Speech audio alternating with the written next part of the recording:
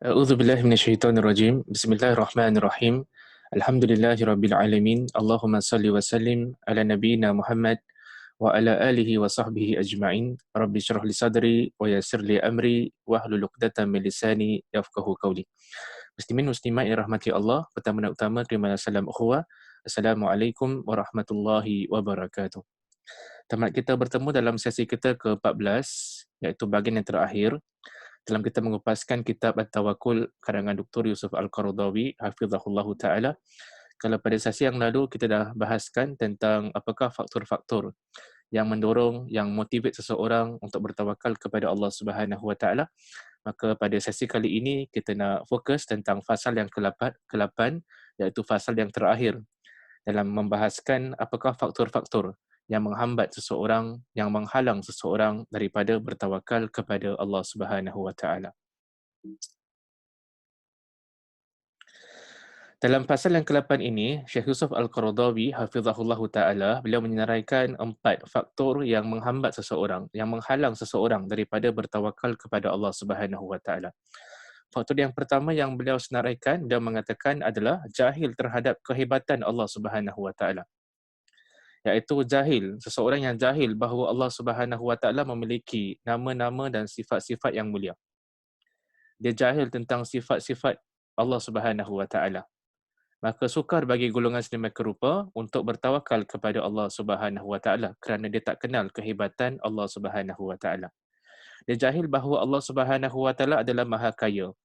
Dia jahil bahawa sesungguhnya Allah Subhanahu wa taala yang memiliki segala apa yang ada di langit dan segala apa yang ada di muka bumi ini dan di antara keduanya.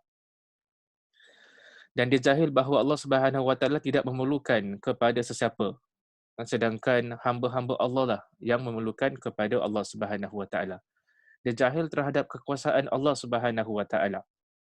Dia jahil bahawa sesungguhnya Allah Subhanahu wa taala tidak mempunyai batasan, tiada batasan pada kekuasaan Allah Subhanahu wa taala.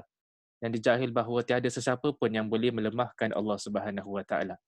Dia jahil bahawa Allah Subhanahu wa taala adalah Maha Pemurah. Allah Subhanahu wa taala lah yang memberikan rezeki kepada golongan yang saleh dengan golongan ahli maksiat. Allah Subhanahu wa taala lah yang memberikan rezeki kepada orang-orang yang beriman dan kepada orang-orang yang tidak beriman.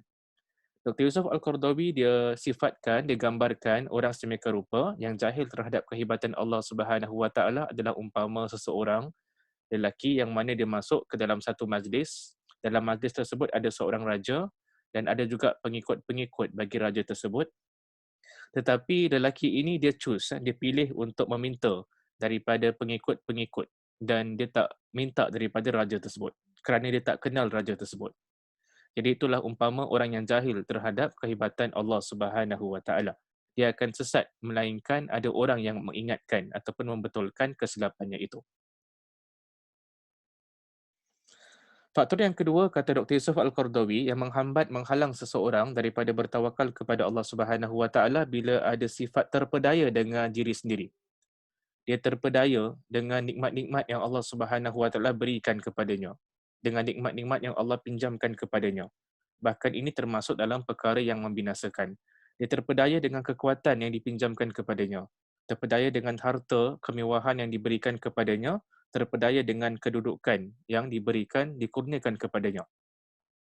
Bahkan dia merasakan bahawa dia tidak memerlukan kepada Allah Subhanahu wa taala. Jadi terpedaya dengan diri sendiri adalah salah satu penghalang seseorang daripada bertawakal kepada Allah Subhanahu wa taala. Faktor yang ketiga yang membuat seseorang itu sukar untuk bertawakal kepada Allah Subhanahu wa taala, menghalang seseorang daripada bertawakal adalah apabila dia letakkan pergantungannya kepada makhluk, kepada selain daripada Allah Subhanahu wa taala. Berkaitan dengan poin ini, Dr. Yusuf Al-Qaradawi dia ada menukil sepotong firman Allah Subhanahu wa taala dalam surah Al-A'raf ayat ke-164. Firman Allah Subhanahu wa taala, "Innal ladzina tad'una min dunillahi 'ibadun amsalukum. Fad'uuhum falyastajibu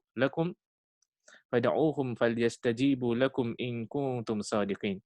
Sungguhnya benda-benda yang kamu seru selain Allah adalah makhluk-makhluk seperti kamu. Oleh itu cubalah menyerunya supaya benda-benda itu dapat memperkenankan permohonan kamu, kalau betul kamu orang-orang yang benar.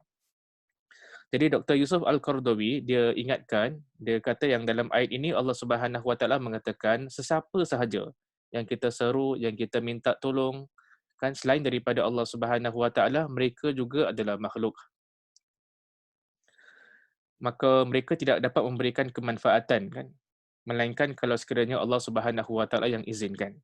Dr. Yusuf Al-Qaradawi dia memberikan perumpamaan bagi orang-orang yang meletakkan pergantungan kepada makhluk adalah umpama seorang anak yang memiliki ayah yang kaya, yang memiliki ayah yang memiliki kedudukan yang tinggi dan sekiranya anak tersebut tidak memiliki keimanan kepada Allah Subhanahu Wa Taala, dia akan merasakan bahawa ayahnya adalah segala-galanya.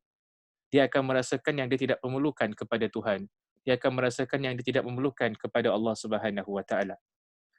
Perumpamaan juga contoh bagi orang yang meletakkan pergantungan semata-mata kepada makhluk adalah umpama seseorang yang memiliki kedudukan yang tinggi.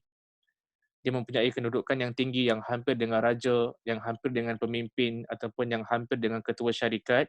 Dia merasakan dirinya hebat kerana hampir dengan golongan yang sedemikian rupa. Bahkan diletakkan pergantungannya kepada orang tersebut. Kata Dr. Yusuf Al-Qaradawi, golongan sedemikian rupa dia tidak akan sedar.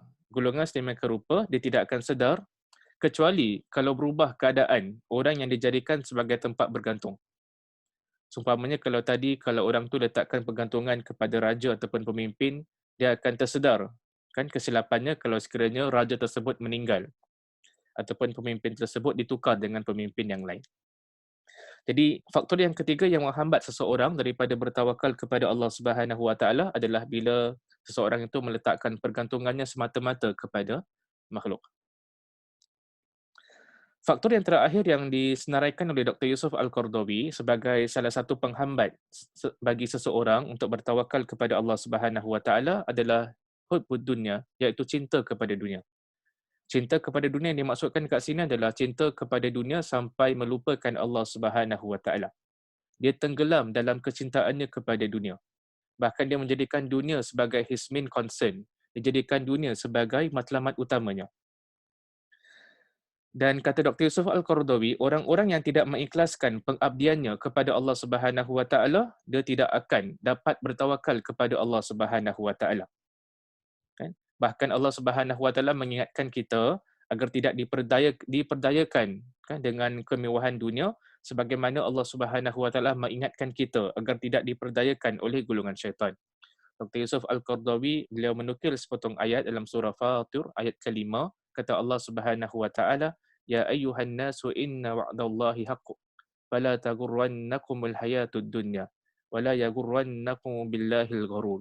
Wahai umat manusia, sesungguhnya janji Allah membalas amal kamu adalah benar, maka janganlah kamu diperdayakan oleh kemewahan hidup di dunia.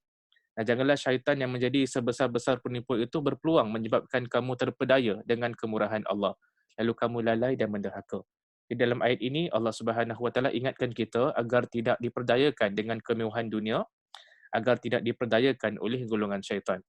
Jadi faktor yang keempat yang terakhir, yang menghalang seseorang daripada bertawakal kepada Allah Subhanahu Wa Taala adalah bila dia cinta kepada dunia sampai ke satu tahap dia lupakan Allah Subhanahu Wa Taala.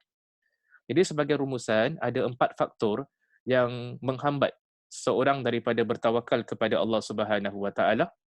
Saya tersilap daripada dia punya heading dekat sini, bukan faktor yang mendorong seseorang bertawakal, faktor yang menghambat seseorang daripada bertawakal kepada Allah Subhanahu Wa Taala. Pertama adalah jahil terhadap kehebatan Allah Subhanahu Wa Taala. Kedua adalah terpedaya dengan diri sendiri. Ketiga adalah bergantung kepada manusia dan keempat adalah cinta kepada dunia. Dr. Yusuf Al-Qaradawi dia menutup uh, kitabnya ini dalam fasal yang ke-8 dengan sepotong doa yang disebutkan oleh Allah Subhanahu Wa Taala dalam surah Al-Mumtahanah ayat ke-4 yang terjemahannya berbunyi, wahai Tuhan kami, kepada Engkaulah saja kami berserah diri dan kepada Engkaulah kami rujuk bertaubat serta kepada Engkaulah jua tempat kembali. Jadi itu merupakan doa penutup yang diletakkan oleh Dr. Yusuf Al-Qaradawi pada penghujung kitabnya ini yang berjudul At-Tawakkul, iaitu pada fasal yang ke-8. Alhamdulillah kita telah sampai kepada penghujung kitab ini. Semoga Allah Subhanahu Wa Taala menjadikan kita hamba-hamba yang benar-benar bertawakal kepada Allah Subhanahu wa taala. Semoga Allah Subhanahu wa taala menjadikan kita golongan yang meletakkan pergantungan kita kepada Allah Subhanahu wa taala. Amin ya rabbal alamin. Saya berpada setakat di sini. Saya akhiri dengan assalamualaikum warahmatullahi wabarakatuh.